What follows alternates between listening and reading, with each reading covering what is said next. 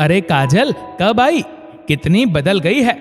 रीमा ने दूर से आवाज लगाकर कहा तो काजल भी रीमा को देखकर खुश हो गई। बहुत दिनों बाद अपनी कॉलेज की सहेली को देखा तो उसको खुशी हो रही थी। थोड़ा पास जाकर उसको गले लगा लिया।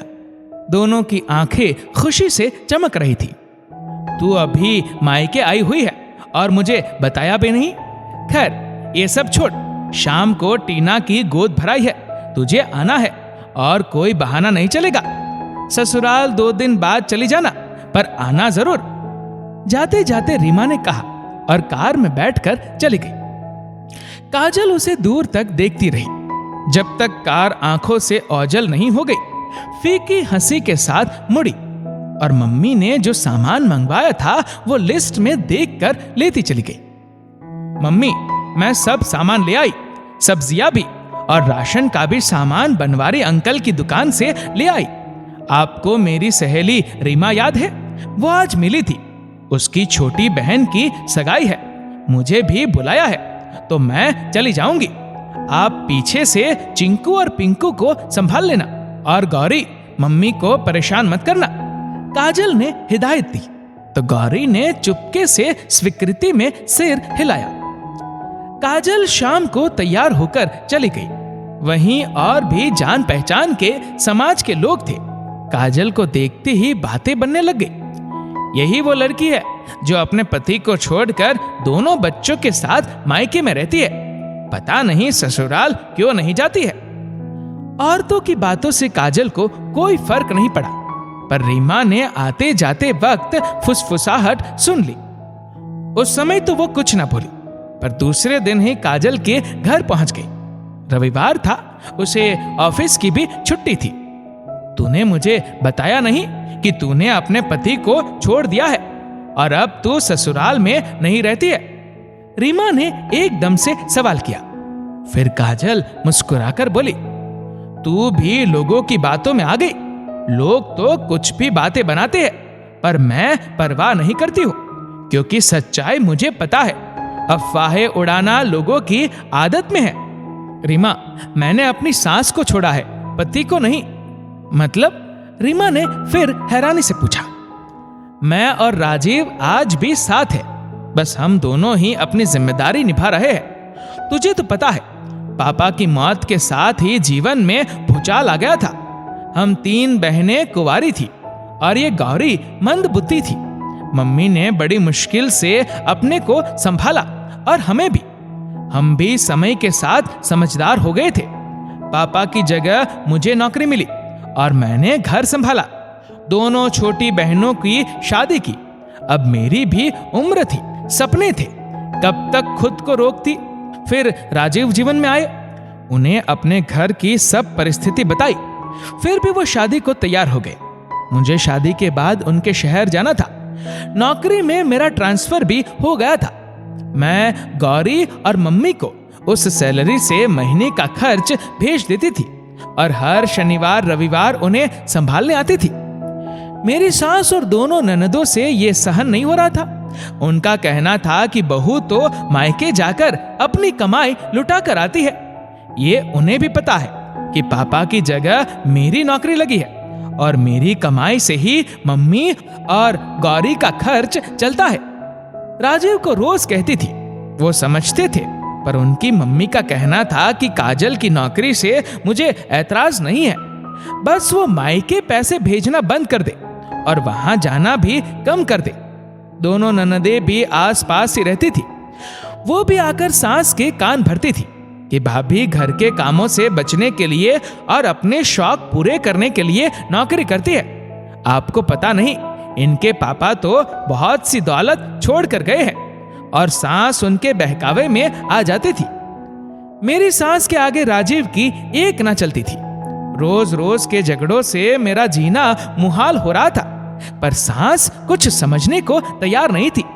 इसी बीच मुझे जुड़वा बच्चे हो गए।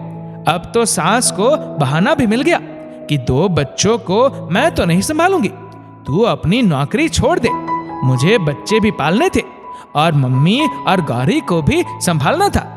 उनके खर्चे इसी नौकरी से पूरे हो रहे थे। फिर मैंने राजीव से बात की। हम दोनों ने मिलकर एक समाधान निकाला और मैंने अपना ट्रांसफर वापस मायके में करवा लिया और मम्मी के पास आकर रहने लगी। मम्मी मेरे दोनों बच्चों को संभाल लेती है और मैं मम्मी और गौरी की देखभाल कर लेती हूँ। मेरा और बच्चों का खर्चा राजीव हर महीने भेजते हैं। मुझे सांस की वजह से घर छोड़ना पड़ा। राजीव को भी बच्चों से दूर रहना पड़ता है। काश मेरी सांस मेरी मजबूरी समझती तो मुझे अपनी सांस को छोड़ना नहीं पड़ता। राजीव भी 2 बहनों के बाद एक बेटे है, तो उनके माता पिता की जिम्मेदारी भी उनकी है। वो उन्हें छोड़कर हमेशा के लिए मेरे पास नहीं आ सकते हैं, क्योंकि उनके पिताजी भी अक्सर बीमार रहते हैं और घर उनकी ही सैलरी से चलता है। मैं मम्मी और गौरी को छोड़कर नहीं जा सकती हूँ। हम दोनों अपना फर्ज निभा रहे हैं। हर शनिवार और रविवार वो बच्चों और मुझसे मिलने आ जाते हैं। लंबी छुट्टियां आती है तो हम बच्चों को लेकर घूमने भी चले जाते हैं। तू तो सालों बाद विदेश से आई है। फोन पर हमारी थोड़ी बातचीत होती थी। तुझे इतनी लंबी कहानी क्या बताती? अपनी सास के व्यवहार के कारण मैंने उन्हें छोड़ दिया है, वरना राजीव और मेरा प्यार तो आज भी बरकरार है। रोज फोन पर बात होती है, वीडियो कॉल होती है। राजीव से तलाक की बात मैं सपने में भी नहीं सोच सकती हूँ। वो अपने परिवार और फर्ज से बंधे हैं, तो मैं भी अपने परिवार और फर्ज से बंधे हुई हूँ। काजल के मुंह से ये सब सुनकर रीमा हैरान रह गई। ईश्वर तुम दोनों की परीक्षा ले रहे हैं। तुम दोनों एक कठिन तप कर रहे हो। बहुत मुश्किल है। अपने छोटे बच्चों के साथ पति से इस तरह दूर रहना आसान नहीं है। मैं ईश्वर से प्रार्थना करूंगी तुम दोनों जल्दी ही एक साथ रहने लगो। काजल की कहानी सुनकर रीमा की आंखें नम हो गई। फिर रीमा वापस विदेश चली गई, पर काजल का तप और त्याग उसके दिमाग में सदैव रहता था। कुछ सालों बाद रीमा फिर से अपने मायके आई और काजल से मिलने उसके घर पहुंची, पर इस बार दरवाजा राजीव ने खोला। रीमा को राजीव से मिलकर बहुत अच्छा लगा। काजल को देखते ही रीमा गले लग गई। फिर काजल ने रीमा को कहा, अब मैं और राजीव साथ रहते हैं। पापा जी लंबे समय से बीमार थे तो वो बच न सके, और उनके जाने के कुछ साल बाद मम्मी जी एक रात सोई तो दूसरे दिन उठी ही नहीं। फिर राजीव ने मम्मी और गौरी के साथ यहीं रहने का फैसला किया है। मेरे शहर में ही दूसरी नौकरी ढूंढ ली है।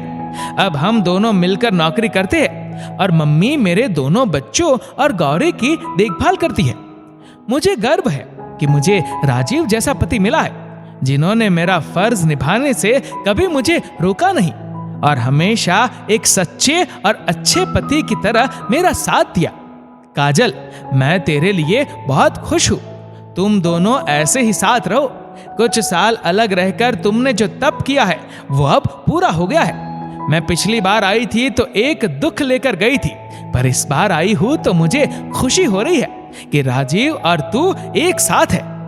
काजल और राजीव दोनों एक दूसरे को देखकर मंद मंद मुस्कुरा रहे थे। उम्र बढ़ गई पर प्यार अभी भी नौजवानों वाला ही था। दोस्तों, कभी कभी जीवन में कठिन परिस्थितियों से गुजरना होता है। अगर जीवन साथी समझदार और समझने वाला हो तो सफर आसान हो जाता है। इस वीडियो को लेकर आपकी क्या राय है, नीचे कमेंट करके जरूर बताइएगा। और अगर आपको वीडियो अच्छा लगा हो तो इस वीडियो को लाइक करेगा, शेयर करेगा ज्यादा से ज्यादा लोगों तक, और ऐसे ही और भी इंस्पिरेशनल वीडियोस के लिए सब्सक्राइब करें हमारे यूट्यूब चैनल को और फेसबुक पर फॉलो करें हमारे पेज को। धन्यवाद।